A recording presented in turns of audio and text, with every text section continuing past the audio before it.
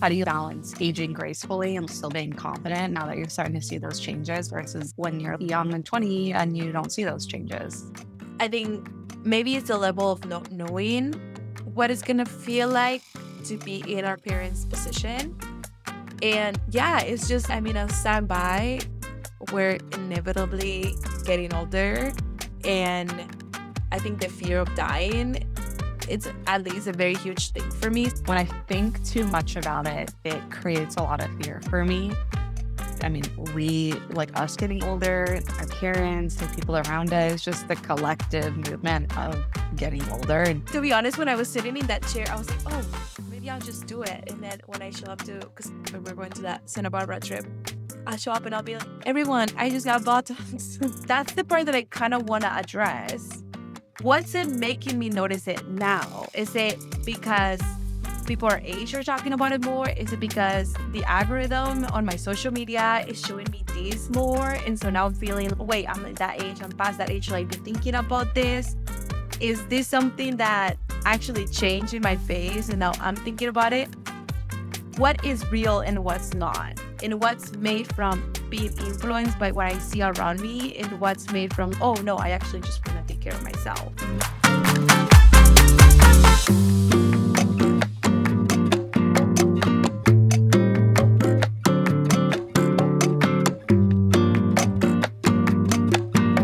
yeah, well, speaking of mirrors and reflection and beauty standards and all that, you had a skincare appointment this week I did. and it got you thinking about Botox.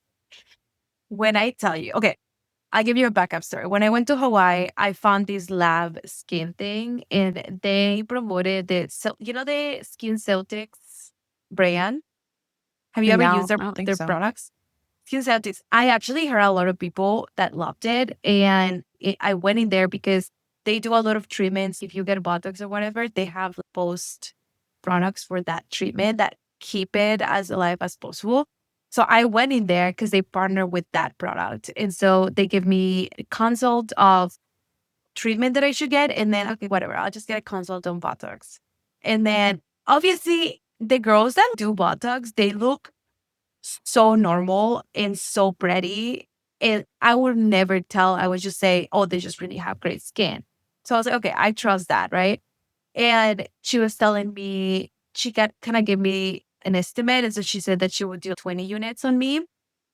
And basically, I told her what I wanted because I call this wrinkle, but it's really just like a tiny little line right here that has been bothering me. And I told you about this. And so I was like, what would you do? And she said, well, I just put things around it and that's it. You're fine. And you probably won't see it in a few weeks. So she said 20 units. And then she was like, yeah, come back. And then last weekend, I went to get just hair laser removal. So to answer your question, I wasn't getting any microneedling or anything because I'm trying to get rid of this little acne that I have so I can actually do microneedling. So I did the laser removal, which every time I do hair laser removal, I still feel my face looks amazing when I leave. Mhm. Even just get it that laser. And it's just down here. So I was in there and then the girl that was here that was doing my laser, she also looks amazing. And I was like, okay, if I want a second opinion, what would you think? And she was like, honestly, this is what I would do. What I really love about her is that she explained to me what happens when people actually get botched, right? When you put an injection in the wrong place and then you mess up the smile or something.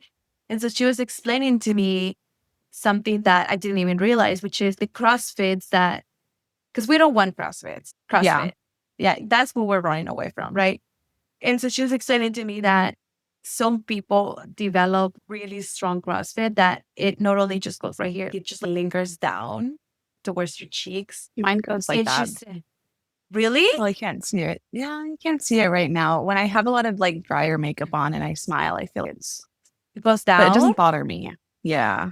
Yeah. Okay. So she said that the only way they can miss it out is if, but you don't have super deep No, it's skin not line. easy. Yeah. So Yeah. the people that it's the women that haven't done Botox and then they have those intense lines and then they want the esthetician, what is it? What is it called?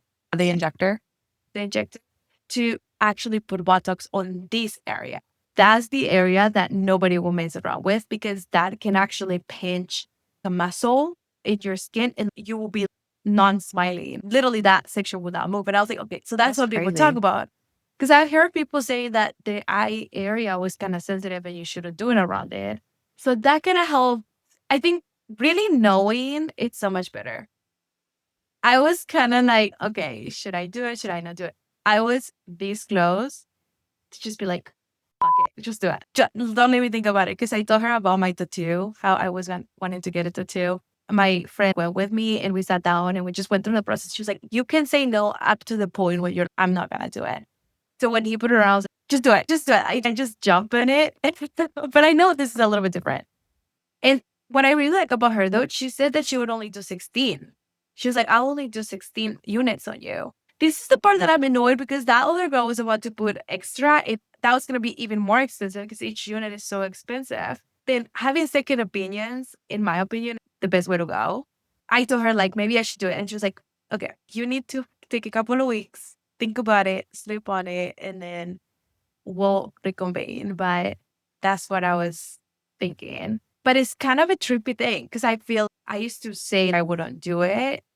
But when you change ages, and now that we're in our 30s, it's a very interesting concept to navigate, because obviously I wasn't into it in my 20s and now I'm considering. So we wanted to talk about today. Yeah, well, because there's that balance to your point too of, are you taking care of yourself? Are you afraid to get old? Beauty standards have changed, procedures have changed.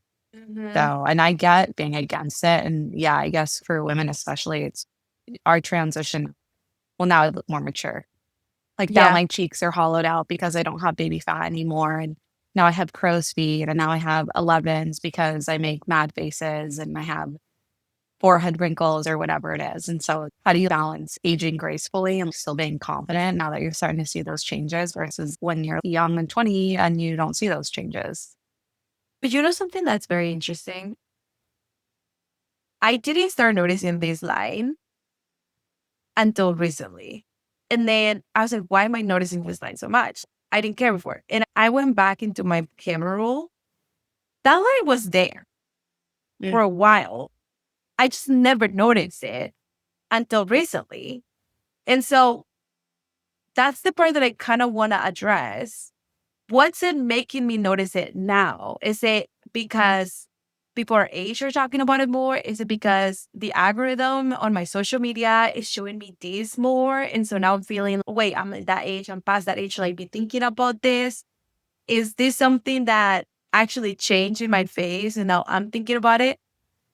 What is real and what's not? And what's made from being influenced by what I see around me, and what's made from, oh no, I actually just want to take care of myself. Mhm. Isn't that interesting? Yeah, I'm thinking too what made me make that decision to finally do it because I've been getting Botox since I was 22, 23. I want to say it was 23. And for me, because I wasn't really in the skincare, that sort of skincare, like fillers, Botox, all that stuff, that wasn't really my algorithm at that time. I just knew about it. And I was waking up every morning and just like looked deflated and dehydrated. And it's because I had a weird schedule for work. And I was waking up with fine lines where I was like, this doesn't make sense to me to be having this problem at my age. Like, I'm not Yeah. looking youthful and I'm still fairly young. I'm in my early 20s. So that's what prompted me to start doing it. But there is that battle now of, I'm okay, well, now I'm 30 and my face is changing again. Do I keep up with this or do I step back and let some of those Mhm. changes happen? And I go back and forth. And even the muscle atrophy component of Botox. Do I lay off of the forehead Botox? That way I can let my muscles kick in. I don't know. Yeah. It's funny we're having this conversation because I actually think I went 4 months since my last session. So more than normal. And I Mhm. wasn't actually planning to do it again. And then my injector was like, hey, we got What's more going on? units. And I was like, well, I guess if you got more. So I Yeah. went in and got, I mean, I actually get 20 in my 11. So right here, I get 20 Mhm. there alone. And then I think I do 16 in total. around here. And then just for fun, I got a lip flip, which I've never done before. So You they did? put, yeah, they put some units right in here. So yeah, I did a little bit more than normal, but I think I still have movement. Yeah, Yeah. I still got And when was pretty good this? movement. This was last week. This was Okay. on Wednesday or Thursday of last week. So pretty recent, but I mean, it takes about a week to like really, really kick in. So I'm almost at the full week mark. Yeah.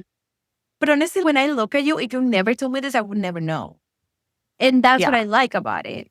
There is a level of, That was always my goal with it. Like even when I yeah, very, very first went, yeah, I had like, such a conservative amount because I still wanted like some movement. And I mean, you saw I can move still yeah. kind of. Which And is like my what girl makes now me, knows that I like movement. there's a couple of things that I want to say. I was listening to actually a woman that was talking about skincare and practices and all of that. She said that if you're doing Botox, it's actually really good to let it worn off completely Hmm. until you go again. Because she was like, you don't want to be I adding believe up and that. adding up. Yeah. So that's the, and I was like, okay, that's a good point of view. And again, we're having this conversation because I think women are having to think about this and we're all thinking about it maybe on our own. So I love when people talk about it, especially people that are our age or close. And so we can all relate and maybe get a little bit more information and help us navigate these situations better and kind of just take the taboo out of it. I love that I heard that from her. And she was like, but it goes along with everything else, right? Skincare, what are you eating, and all of that. I would even argue that I think we look better now than what we looked like when we were in college. Because when I go back, yeah, we just look young. What you said is a baby fat. I have a very round Yeah. face, and we're probably My makeup was so drinking. bad in college. See, So bad. I never did makeup, but I go back, I just look childish because my face is round and we were drinking all the time, so we're probably swollen. I don't know. I actually like the way we look now more because it's more put together and it's more womanly than when we're in our 20s. This could be also our generation because we're aging differently. But then again, it's finding that balance and that limit of, okay, my skin actually looks really good. Now, I think ever since we started having this conversation about skincare, I felt so overwhelmed back then. And now I was telling you about Skin Celtics, which this is the one brand that I will say is no bullshit. Because I've had already at this point tried a lot of different eye creams and all of that. And this one is actually doing the things that it says it does, which is one is this Piot's serum. And when I put it on, it looks like my face tighten up. It lifts it up. It's very glowy and nice. Then there's other this one that the vitamin C smells like coffee, which one I love. It I don't know why, the best smell ever. And then two, it also again, my face feels tight. It lifts it up. And then because I'm dealing with my acne, they gave me this green looking thing that doesn't just like the background. It looks so ugly, but it calms my skin. So I just put it in the areas where I feel irritation or pimples are coming, and it just really calms it down. So now I get when people say, I swear by this because I do am getting these results from just this. But I could just be doing the Botox too, and then it'll be complete, right? So yeah, it's just that back and forth of when it's enough. Yeah. I don't know. I mean, I think that's all subjective to like each person, right? To your opinions and your thoughts on when it is enough. But I do think like I'm both jealous of women who love aging and embracing it, and then also at the same time feel confident in how I look now. So I get your point in saying that. But then at the same time, I also do think it's a little bit scary to see my face age in ways that I don't always love. And I think I've had to kind of retrain my brain to be okay with that basically. And my crow's feet actually don't bother me and my smile lines. And maybe one day they will. I don't know. But as of Hopefully right they now, it doesn't won't. bother me. Yeah, yeah, Yeah. I mean, I'm kind of the dimples are a lost cause for me. This one day is going to be a giant wrinkle and I yeah. can't do anything about that. But I'm never going to be able to put Botox right there on my face. But I did want to pause real quick because I don't think, I know we're talking about the Botox component, but I also don't think we talk enough about adult acne Oh and yeah. how that affects you when you are in your mid 20s, when you're 30. And Tell me about it. I don't think we talk about adult acne enough because I Yeah. know that you've been battling this for a Hmm. while. And my mom also has adult acne. I get like minor things here and there. And I think that that also affects like how you feel about yourself and aging and beauty standards. And you think, I'm an adult. Why am I having acne? That's what I Yeah. had when I was 16. But I Hmm. know like I had a really, really bad breakout when I was like 26. I want to say I might have been 27. And I have never had chest acne. I have never had back acne. And it was so bad. I was so uncomfortable. I couldn't wear anything that showed my chest or my back. And it took a long time for me to get it under control. And it was nonstop. I've never seen my skin like this. I went to a person that does facials on your back and extractions on your back. Like I got on spirulactolin or some whatever that pill is. I had ketoconazole shampoo, all this stuff. And then I started getting cysts, and I've also never had cysts. So I'm 26 and I'm now having all of this stuff that I've never had. And I was mostly getting cysts on my chin. Hmm. And again, it was like, what is going on? Like, I thought I was out of the age of having severe acne, and this is the worst acne I've ever had in my entire life. And I'm an adult. And I was able to get that under control. And now, years later, I mostly just get small things here and there, which Yeah. is nice. But still, it's like, why am I getting this? What am I supposed to do? Why do I have pop marks on my face? Because obviously I pick and whatever. Do you feel you were going through something around that time? Was there anything around your life that you were dealing with that was putting a lot of stress in you? Yeah. Yeah. And yeah, there was a huge stressor in my life. And I think that maybe my body was physically responding to what was happening in my life at that Yeah. time. But I also have had friends go through something similar and they didn't have the same kind of situation going on. But it could have been something different. And the reason why I'm saying this is because, I mean, we get stressed for so many different things, like the things that trigger us, we don't know. And they can come at any time. I listen to a lot of people talking about nothing ages you more than being stressed. Stress is the Yeah. number one aging cause of people. And if we were to able to control that and pull it back a little bit, we will be aging less. I still think our generation is doing so much better. I literally go to places. Last weekend, where was I? I went to an eye appointment and she was like getting super close. My eyesight has never changed since I was 3.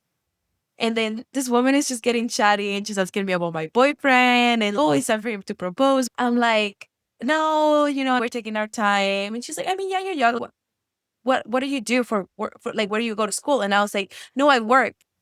And then she was like, oh, you What a work? And I was compliment. like, I know. I'd And be then like, she says like, school. oh, you're 20.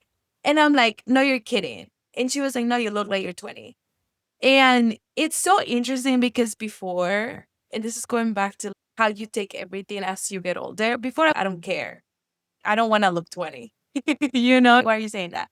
But now, oh, do I look 20? Yeah. What am I going to Like, be what a looking like in compliment. 10 But when you're years? 20, yeah, when you I don't want don't to be want to look told you look 20. 20. No, Yeah. you're saying I'm looking like a child.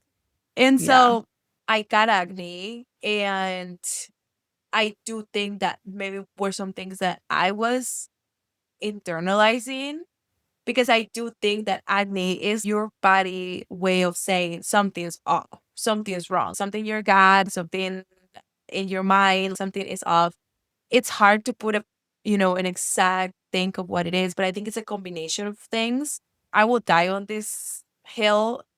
Anything that happens to us, body and health wise, I do think comes from a point, starts from a point of headspace and how you're dealing with things and all of that, because it's your body telling you something's off. So that's what I've been dealing with. I do feel my acne is a little bit better.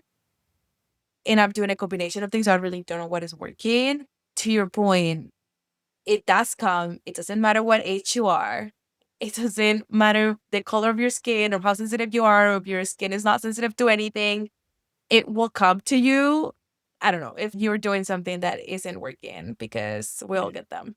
Yeah. And unfortunately, with acne, you can't just inject your face with Botox shots. You I can do know. other, I mean, And other injections and other things, but who knows? Maybe ChatGPT or our friend, our AI friends will figure out really what's the cause of acne. Because I do think we're still, I think the whole industry of skincare is yet to know what truly makes acne because it's not as straightforward. I see a lot of people saying, like, oh, yeah, like I cured my gut and it went away. But what's going on in your gut? Do you even know? And some products say that they can fix your gut, but a lot of the times it's just marketing. So it's really, really hard in this saturated market that we're in to really know what products actually work. But maybe AI will be able to identify, oh, this is where people are getting acne. What type of this bacteria growing in your skin? Why is this happening? Right? I actually have a question for you. Yeah. How many of your friends have dealt with or are currently dealing with adult acne? And then how many of them, also going back to the Botox conversation, how many of them are getting some sort of injection, whether it's Botox or a filler? I think some of our friends got Botox just for their wedding. I don't think they Mm, consistently do it anymore. Well, one, two, I think two have acne. And one of them had really bad acne growing up. And then the other mhm. one, she have had acne but had birth control, so she kind of controls it, but now she's off. I would say 50%. Some of them, not all of them have tried Botox. I think 50% of them have acne, including me. Okay. I would say that about 80% of my friends have had adult acne at some point in their life. There's definitely a few I can think of who I haven't really heard complain about it. And they have like Mhm. other skin things, but not necessarily breakouts the way that we typically think of breakouts. And then I would say about 50-50 of my friends have done some sort of Yes. Botox and injections. Yeah. Yeah. I think the more, maybe Botox is a thing that the more your friends do it, the more it feels natural and Yeah. not as taboo. And so, like, you're kind of, oh, this is my group. This is what we're all doing together. I I was might have been a ringleader actually, in that. to be honest, when I was sitting in that chair, I was like, oh, maybe I'll just do it. And then when I show up to, because we're going to that Santa Barbara trip, I'll show up and I'll be like, everyone, I just got Botox. And I was thinking of telling everyone, but I don't know. I feel maybe the more of us do it together, the more we feel like a community and you feel part of something and it's okay because we're all doing it. I don't know. It's so interesting because it's kind of like a childish behavior, but I would think that I would get more influence if all of my friends were doing it. I had our injector actually come over to my apartment in New York a handful of times, and I would invite my girlfriends over who were interested.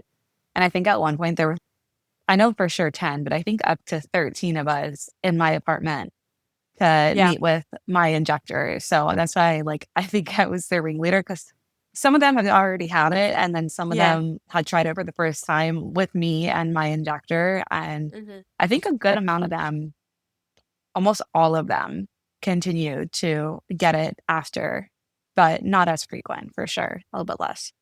Yeah. And they still go to I the al- same injector. I also think because the way you put it is kind of, and I see your face, and I really honestly, if you didn't tell me, I wouldn't know, right? But I think that we have associated Botox with the reality TV shows that we see on the day to day. We see the Kardashians, we see, Selling Sunset, and you see these women. It listen, to each its own. Everyone defines beauty in their own way. So I respect that. But when I see that, that's just not the kind of thing that I'm trying to do. So when you think Botox, you think that's what I'm gonna look like. And I think I'm starting to learn that no, you can just really enhancing your features and keeping it Yeah. natural, and you can look that for as long as you can. Obviously, your body's gonna be changing, so we don't know. But this is a different take.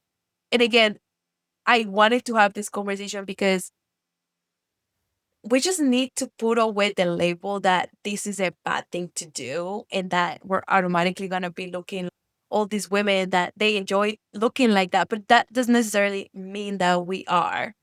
And it's okay. If that makes you happy and it makes you feel more confident and you feel beautiful, and you're enhancing your beauty, it's okay as long as, you're not butch or anything. And just really do your research, find a good place to go. I think that is important to emphasize.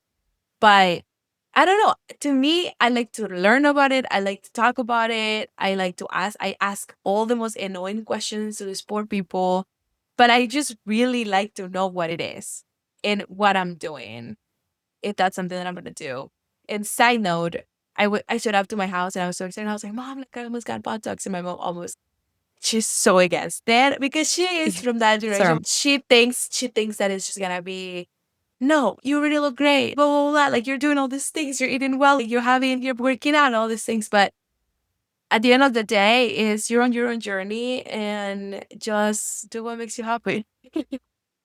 yeah, and like I'm not a doctor, so I can't tell you the negative side effects of Botox. I see the videos about it. I'm sure that there's going to be something that we find out one day. But there's also different reasons to get it. And like for me, I've always called it preventative, right? Like I Yeah. obviously started doing it pretty young. And if I didn't, I'm sure that my forehead would look different than what it does now. It does look kind of crazy when the Botox wears off because I'm so expressive that I move my eyebrows a lot. And I think my forehead has had to fight against the injections for a long time. But outside of that, I think it really does just come down to doing what you're comfortable with. And you also like can't really get Botox past a certain age or past a certain point of your face. Like when you get to the point that your fine lines are not fine lines anymore and your skin is starting to sag, for lack of a better word, in certain places, Botox won't really help that. It can make it worse. My mom refuses to get Botox. And part of that reason why is if you were to freeze, her eyebrows, she naturally just raises them. If you were to freeze the muscles here, and then she wouldn't have that lift that she is doing manually all the time, then this would, gravity's going to bring it down. And so for Yeah. her, that wouldn't work out. But for me, I don't have that. So eventually I'll have to make a different decision. Mhm. But I mean, as long as you're comfortable with the risk and you trust the Wait, person that you get it with, dude, and your mom doesn't get Botox? Because she looks no, amazing. she's gonna love that you said that. Yeah, no, she doesn't. She gets microneedling and other Okay. facials, but Yeah. yeah. I don't know. Listen, I am not, I'm still through with the idea. I think I'm the kind of person that I'm like, if I'm going to do it, I need to do it now, or I'm just going to sit on it and not going to do it. But I really want to I want to try all of these things like microneedling. It's just that I haven't been able to because of my acne. So I have an appointment in 2 weeks, supposedly to go get Botox. We'll see if we actually go. And if not, in 3 weeks, I'm doing microneedling. Or I don't know, because I think you have to wait like certain amount of days. Yeah, you But do. we'll see. So we'll keep everyone updated. I do want to touch on one last little thing, and it's the wanting to take care of ourselves versus actually being afraid of getting old. And I think I Hmm. do want to address the getting old part because I think we talked about this before. In our 20s, I never thought about age. I never thought about growing up. It's just when you're in your 20s, you don't think that's happening to you. And I think you turn 30 and just seeing your friends settling down, starting to have conversations about having kids, everything that comes with that. I do think that sometimes that affects the way you start feeling about aging, which can also affect, okay, maybe I should be doing more things because I don't want to look older and stuff.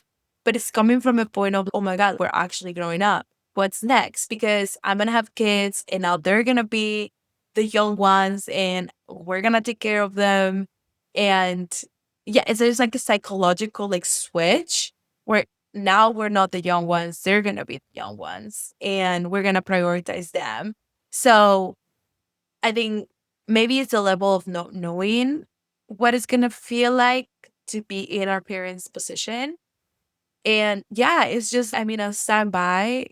We're inevitably getting older and we talk about this. I think the fear of dying, it's at least a very huge thing for me. So when you start seeing Me too, that your by the way. face shifted, that the little wrinkle is showing up. You're, oh my God, I'm one step closer to that. So I think there's an element of being afraid. I was just thinking that to myself because when I think too much about it, it creates a lot of fear for me. I mean, like us getting older, our parents, the people around us, just the collective movement of getting older. And Yeah. yeah, it's not something you can control. Like you just have to, it's just gonna happen. There's nothing we can Yeah. do. And there is that part of taking care of it. And it's like, maybe somebody would make the argument that putting rattlesnake venom into your forehead to freeze the muscles, not that it's rattlesnake venom, is not taking care of yourself. And then some people Yeah. argue, well, it is because it makes me feel better about myself. And Mhm. if this is our current life right now and we get X amount of years on earth, why not do everything you can to feel your best? And if Mhm. that includes doing certain things to look your best, then that just kind of is what it is. But I mean, you and I talk about this all the time, like the other components that go into it, your mental health, your physical health. Beauty is Mhm. just the layer on top of it. It's obviously you look in the mirror every day and you want to like what's looking back at you and figuring out ways to navigate adult acne and skincare Yeah. and Botox. And I just did a fourth microneedling session actually. And the first three, I was like, I don't know if I'm like quite seeing something, but I will say after doing the fourth one, there were some things that I wanted to address and they're gone. So that was great. Good. I don't Yeah. know why. I have a good feeling about microneedling. Like I'm excited about it that I would have done it already if it wasn't because this like annoying pimple that keeps Yeah. showing up. But I think I'm gonna jump onto it. I can add, I was gonna say, I can add to that. I think sometimes less is more. Mhm. And the same thing with beauty, because I think sometimes having a 2 or 3 step skincare routine can benefit your skin more than a 7 step. And I just think you have to listen to your skin and the way it responds and navigate that because to your point earlier, we are marketed so many products. And I don't even know what's real anymore and what's legit and what's going to help. I keep Yeah. seeing Medicube on my TikTok constantly. And I'm like, is this Ugh. going to really, yeah, what do they call it? The boob filler eye stick or something like, does that I do know what that? you're I talking don't about. I know. get that a lot. Yeah. But it's like I like my skincare right now and it's working I for like it. me. Yeah. And same thing. Yeah. Like we have a friend who gets facials every however many Yeah. weeks it is religiously. Like that is her thing. And like her skin looks great. And maybe that works for some people. I'll let you know if it works for me. I might try it. But at the Yeah. same time, like there's certain things I don't like. So And we're so different because it's so hard for me to be, oh, Amanda, you should try these products that aren't working for me because your yeah. skin is so different. Our backgrounds are so different. I think all of those components are so unique to the person. So that's why we had that conversation about skincare. It's just to get you started. But at the end of the day, I was afraid to do that to try new products. I come to realize that my skin is very strong. I'm not sensitive to things because I put products that people are, oh, I break out with this product and I tested it out and I was like, oh, no, actually it works for me. And Yeah. I'm liking it. Something that I wanted to say now, they came back to me. When we look at ourselves in the mirror, we already have an identity for ourselves. We think in certain way. We also have a narrative about ourselves. Yeah, we have that narrative, right? So now I'm kind of starting to understand why when women get pregnant, there's a disassociation. And they're like, I don't want to, I want to feel myself again. Now, what do you mean? You're yourself, right? But our identity is so constrained to what we see in the mirror, which is natural because that's just how you perceive yourself in the real world, in this three-dimensional world.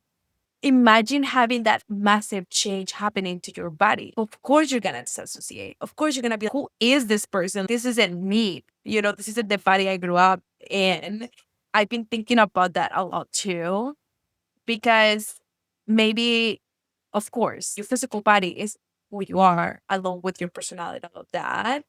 But I think that it's very important to have that thought process and start allowing your not identity, but opening your mind to knowing that your body is going to change and accept that and be okay with it because like a natural thing. And I think as we start talking about it, we start making it more okay, that is a possibility. If women were to say, oh yeah, no, when I got pregnant, I definitely felt weird. What is this? But I have a belly, all of these things. I've heard of them from people. If we said it more often, then I'll be like, oh, that's what she was talking about. Like, yeah, I'm feeling the same way. So that's normal.